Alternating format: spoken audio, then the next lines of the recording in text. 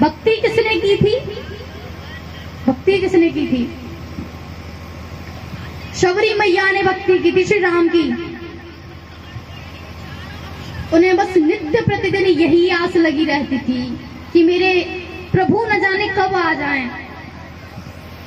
उन्हें ये पता नहीं था कि कब आएंगे, बस ये पता था कि आएंगे, मेरे आराध्य आएंगे, परंतु कब आएंगे ये कुछ नहीं पता था। तो वह नित्य प्रतिदिन सुबह जल्दी जाग करके रास्ता साफ करती थी, रास्ते में फूल बिखराती थी कि कहीं मेरे प्रभु आए और उनके पैरों में कहीं कांटे ना चुभ जाएं। आजकल क्या हो रहा है कि माताएं बहनें जगती हैं कितने बजे? 7 बजे। कितने बजे जगती हैं? तब भी जगने के बाद क्या बोलती हैं कि बीवी आज बड़ी जल्दी जग गई हूँ, ऊँघ आ रही है बड़ी जोर से, यही बोलती है ना। अरे आज ने कैसा काम पर वो है ना कि आज ने जल्दी जगना पर हो गई, जो कह रहे कि छोरा जाओ काम पे और ये जाएंगे वो जाएंगे। तो सबरी मैया कितने बजे जगती थी? उनका तो नित्य प्रतिदिन डेली का काम था जगने का सुबह जल्दी।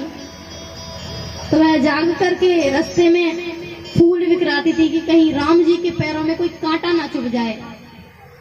गा से क्या है ज्ञान? हम बाहर संसार में ज्ञान ढूंढ रहे हैं, लेकिन हम ये नहीं जानते कि हमारा मन हमसे क्या चाहता है। हम अपने अंदर के ज्ञान को नहीं जान पाए हैं और बाहर ज्ञान ढूंढने की कोशिश कर रहे हैं। तो गा से क्या है? आत्मज्ञान, खुद का ज्ञान हो जाना। और वह से वैराग्य, जिस प्रकार से सुदामा को हो गया था। जब सुदामा द्वारिकापुरी से वापस आए थे तो उन्होंने देखा कि उनकी जो छोटी सी टूटी सी कुटिया थी, उस कुटिया की जगह पर एक बहुत अब तो भव्य दिव्य भवन बन चुके हैं। तो सुदामा देख करके एकदम से चकरा गए कि भाई यहाँ पे हमारी कोठी गई, यहाँ से हमारी कोठी कहाँ गई? भाई सबको लगता है कहाँ तो ऐसी एक कुटिया जो जिसमें से बरसात आ जाए तो पानी से पूरा घर भीग जाता था, और कहाँ इतना भव्य महल के द्वारकाधीश का भी नहीं था। तो द्वारपाल खड़े थे, द्वारपालों ने कहा, ए बाबा कहाँ अंदर घुसा जा रहा है? कहने कि भैया यहाँ पर हमारी कुटिया थी, बड़ी कुटिया थी, अब तो यहाँ पर भव्य महल बन गए हैं, भवन बन गए हैं, यहाँ पर आपके कोई कुटिया उटिया नहीं है? भाई कुटिया कहाँ गई यहाँ से? हमें ये नहीं पता, हम तो अभी आए हैं, 10-15 दिन पहले ही आए हैं, हमें नहीं पता आपकी कुटिया कहाँ है।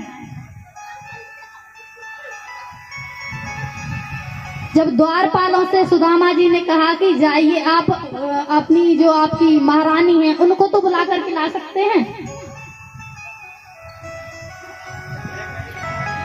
तब द्वारपाल गया है सुशीला के पास और कहता है कि एक बुजुर्ग से खड़े हैं, एकदम उनकी ऐसी दशा हो रही है कि शरीर से हड्डियां निकली हुई हैं, फटे चिथे वस्त्र पहन रखे हैं, गंदे संदे कपड़े हैं उनके, और आपसे मिलना चाहते हैं।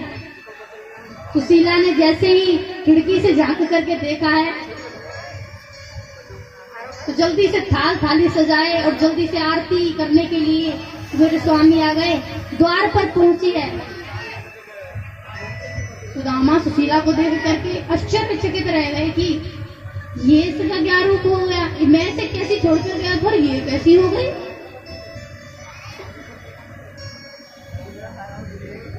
तब सुदामा को समझ में आया है कि यह किसी और का कार्य नहीं है, यह द्वारकाधीश की महिमा है। और सुदामा अपने गृहस्थ जीवन को छोड़ करके सुशीला से कहता है कि देवी आप अपना महल अपने बच्चे संभालिए और मैं तो वन को जा रहा हूँ, मेरे भगवान मेरी प्रतीक्षा कर रहे हैं। तो इस प्रकार से सुदामा को वैराग्य हो गया था। त्याग कैसा होना चाहिए कि मीराबाई की शादी हुई थी, मीराबाई की, हालांकि ये जो दो मनों का परस्पर मिलन होता है वो वाली शादी शादी नहीं थी, उनका तो मिलन भगवान श्री कृष्ण से बाल्यावस्था में ही हो चुका था, परंतु फिर भी शादी घर वालों ने करा दी। अब उन्होंने शादी तो कर ली, परंतु वह गृहस्थ जीवन में कभी नहीं रही और उन्होंने जहर पता नहीं कितने ज्यादा कष्ट सहन किए थे। ससुराल वालों के ताने, पूरे दिन पूजा पाठ में लगी रहती है, पता नहीं जाने कैसी पूजा करती है, क्या करती रहती है वही। परंतु मीरा ने किसी की तरफ ध्यान न देते हुए अपने भगवान की तरफ अग्रसर होती रही। और एक दिन वो आया जब भगवान श्री कृष्ण मीरा को स्वयं लेने के लिए आए और मीरा को लेकर के चले गए। तो मीरा ने सब कुछ अपने जीते जी सब कुछ त्याग कर दिया था भगवान श्री कृष्ण के ऊपर। इस प्रकार का त्याग होना चाहिए। तो भागवत का अर्थ है भासे भक्ति, गासे ज्ञान, वासे वैराग्य और तासे त्याग। अच्छा, ये तो हो गया भागवत। और श्री का मतलब क्या है?